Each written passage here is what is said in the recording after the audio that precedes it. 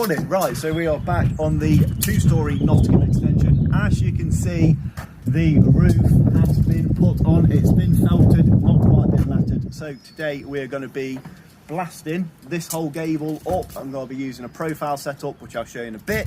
But for now, me and Drew need to load out, so we're going to crack on. So before me and Drew load out, Drew, this is actually for you as well, we need to work out the area of this space, okay? The area of this big triangle, or the gable we're building. So to do that, we measure the height of our gable, which is, I've already done it, it's 2.2 meters high. We measure the width of the gable, it's 7 meters long, okay? So we do 2.2 times 7, that gives us our area, okay? But because it's a triangle, we divide it by 2, that gives us 7.7 meters squared. I know that there are 60 brick in 1 square metre of block, so we go 7.7 times 60, that gives us our quantity of bricks. I also know that there's 10 blocks in a square metre, so we go 10 times 7.7, and that means we have 77 blocks. So we basically need 500 bricks and 80 blocks up here. So let's crack on. That's how you work out an area of your gable.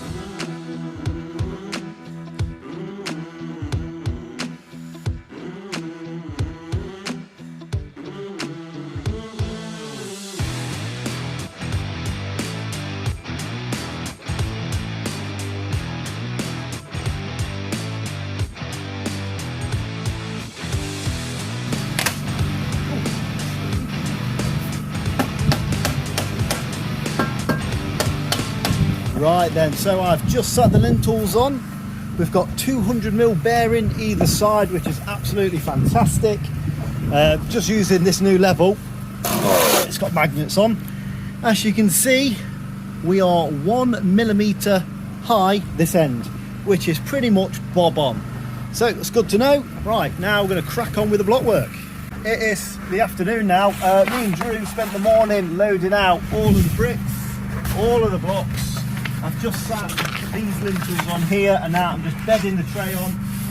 I've put my restraints in, which we're going to cut around in a bit. What the restraints do, they hold on to the roof and the block work and just make sure everything's solid. So they make sure the block work gable's sturdy, and they make sure the roof is sturdy as well. So yeah, that is pretty much it.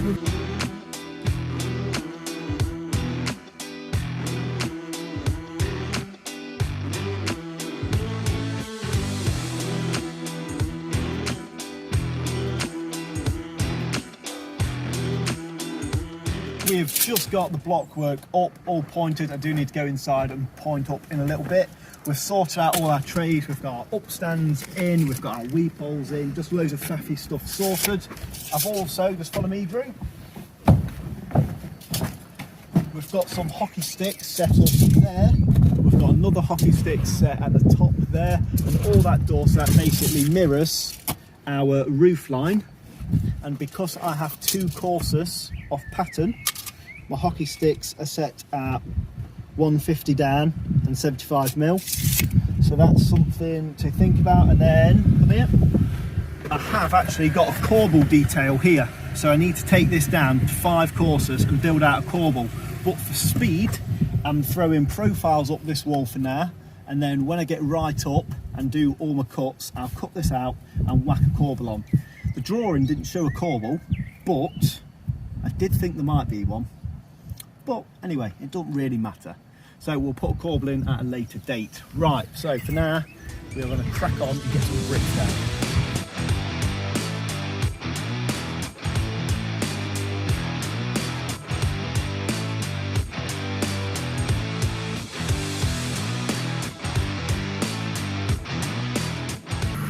Okay, so I've just shown Drew how I want my mixing done. I've thrown 3 mixers on in 5 minutes.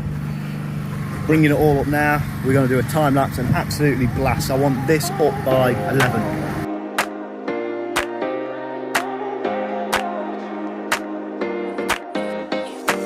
You've got me saying words in my head, filling my mind with these images, and it's the way We have just got this up this morning. It's only about 9:10. We've had a right good push. Now I'm gonna hop up here and do all the block work to the tip Drew's going to smash out all the cuts for me on the still saw, and then we'll probably set some trestles up here, get the brickwork up to there today as well, and then hopefully we'll start doing all the cuts and do all the cuts for our corbels and do all that stuff. I reckon we'll probably have half a day Monday here just doing all the detail. But overall it's not going too bad at all, so another big push now. Yes, yes.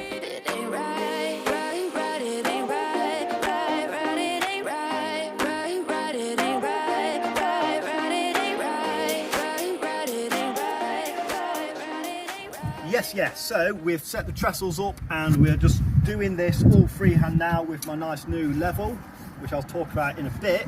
But now it's about 11:30 and we actually need to go pour another footing on a new extension. We've got to be starting next week.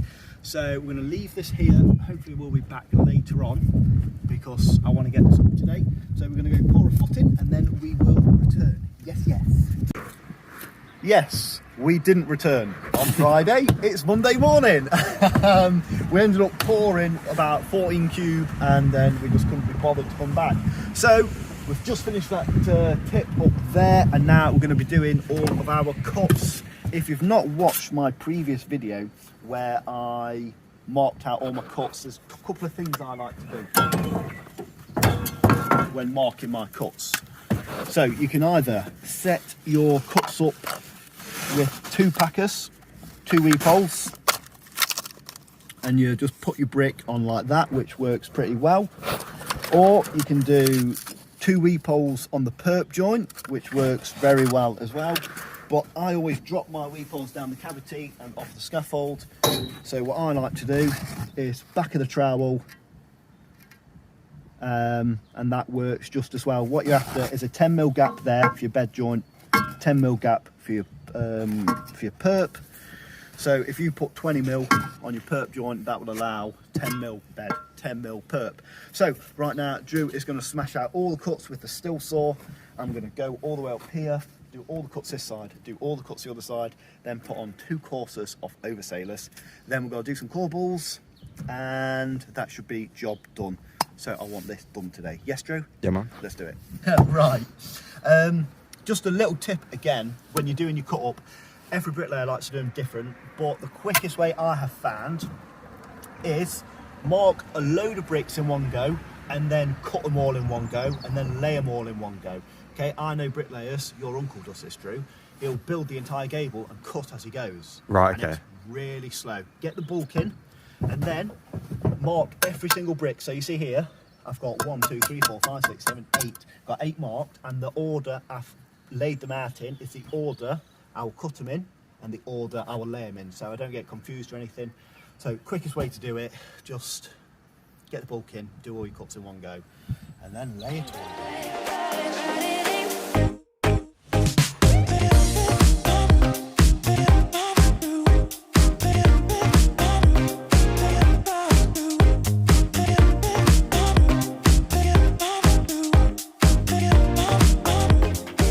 When I lay all my cuts, I'm just strictly following this line.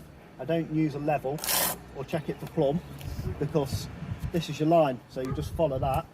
If your cuts are done right, it should be level, and if you follow your line, it should be plumb. So that's all you need to do. You don't need to check it. Just lay it to your line, and it should all be bang on. If you're any good. Yeah. So that's that. Also, another little thing I like to do when doing my corbels, I've just marked out all my bricks. I know I'm stepping out 30mm. So these are all the bricks I'm going to be stepping out by. Now, it's all right when you do a step out to measure. Okay, so I'll measure 30mm, 30mm, 30mm. But it's much easier to just literally mark all your bricks 30mm with what you're stepping out, and then you don't have to pick your tape up, only just to double check if you're right. But this is a really quick way to make sure all your step outs are bang on every time. So what we're going to do, we're going to do a quick time lapse. Oh, just a little thing, I have pointed and built in some ties. They're not too bad, so hopefully that will hold the corbel a bit sturdy, so I know someone will pick up on that. Right, little time lapse of me building this corbel. I've not built a corbel in ages, so should be fun. Right, this is how we're looking, and I'll be very honest with you, I'm really not happy with that. The corbels everywhere are all flush, but they've been built in. So even though they're flush, everything's bonded in. Whereas here, I've just got a stop end and it racks out. So rather than build it in, I'm going to set the corbel out 10 mil, so it looks better. When you've got a corbel what's flush with a stop end, it just don't look right. You've just got a zigzag of bad joints. So what I'm going to do, I'm going to take it down quickly after break, and I'm going to step it out 15 mil, just so the corbel's more of a feature than just what it is now, because I'm really not happy with this. So I'm going to reconvene after break and do it again, because if I'm not happy with it, it's not going to stay. Sand. Right, solutions, no problems.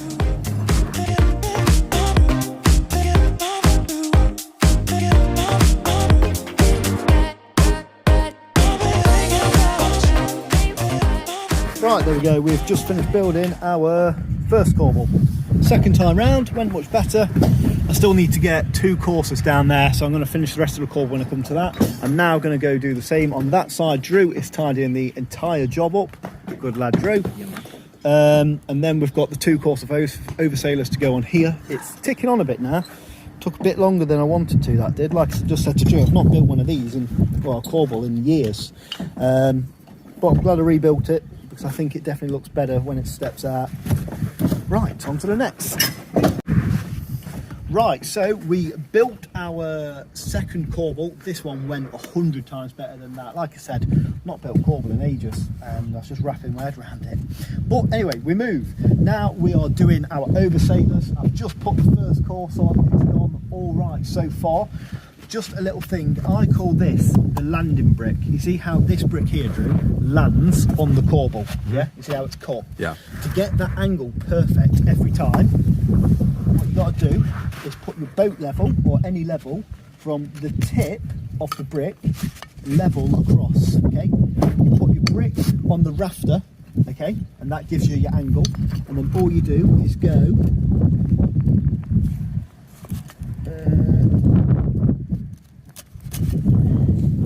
you go level across, okay?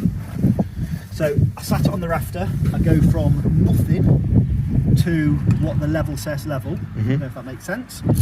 Mark it, I'll cut that now, and then hopefully that should sit perfectly with a 10 mil bed there at the perfect angle of this line. So pause that and I'll show you.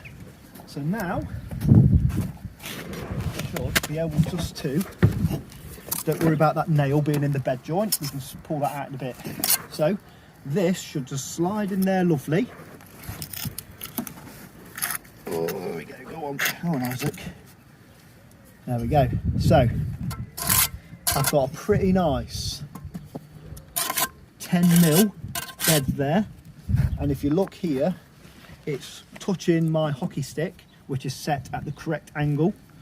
So now, I mean, that's pretty much all set, because sometimes you can try and guess your angles when it lands on here and you end up with a right mess. So the easiest way to mark this angle for the brick landed on your corbel, brick on the rafter from nothing to level across, and that's how you do it.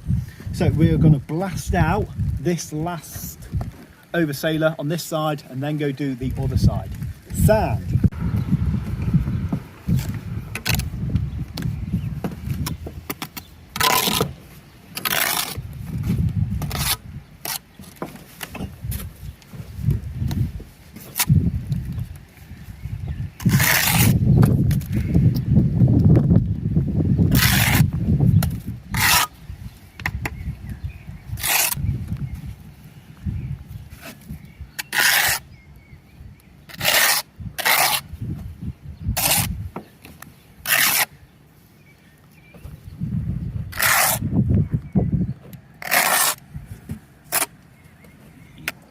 So something really important when you're doing your oversailers, it's really easy to close up because obviously your brick wants to go back, so it's very easy to close up by mistake.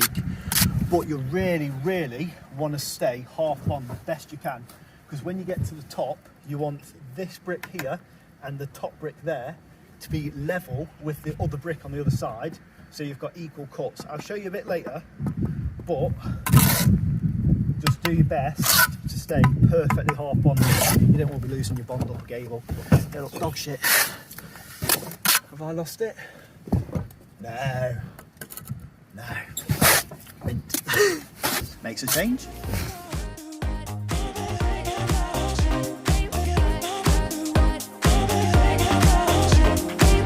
You've got me all in my feelings, like I could die without you. Right, so we are just about to top out. Earlier you heard me mention how important it is for everything to be level here, so this brick should be level with that brick.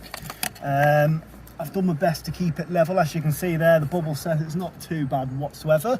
I'm not too fussed about my cuts here because I'm having a dry verge on this, so all of that is actually going to be hidden. However, it has come to that time, Drew, where we are topping out again. The last brick is going to be slotted in there.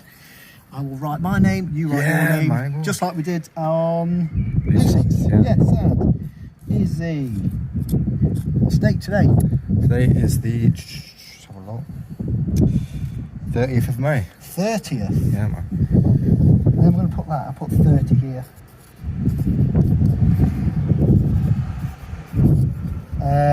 What's the date? 2022. Yeah, man.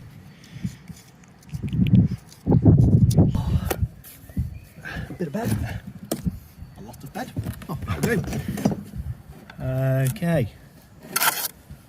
Oh, it's been...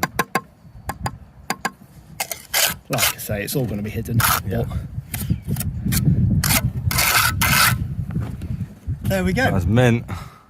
Another extension done. Right, what we're going to do, we're going to point up, tidy up, and then we'll do a show round and wrap up the video. Sand.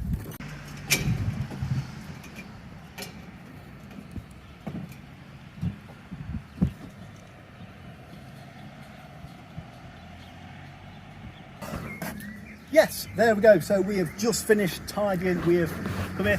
We have insulated all of our gable. We've insulated all the eaves. I've done some brickwork under the eaves. Finished pointing all of my core holes. Titivated the gable, and that is pretty much this extension completely done. We are going to be back in a week or so just to do a knock through. But in terms of filming, job done, thank God. It's been good, hasn't it, Drew? Yeah, it has. It's gone on for a while though, hasn't it? So I it's think, the first big extension you've done on your own, isn't it? yeah, first big one like this I've ever built on my own. But it's surprisingly gone all right. It's not been like straightforward, but it's been pretty easy with all the steels and things like that. But overall, it's gone pretty well. So, nice one. Thanks a lot for watching. Like, subscribe, comment, all that shit. Follow me on Instagram. Instagram, upload daily there. Yes, yes. Sand.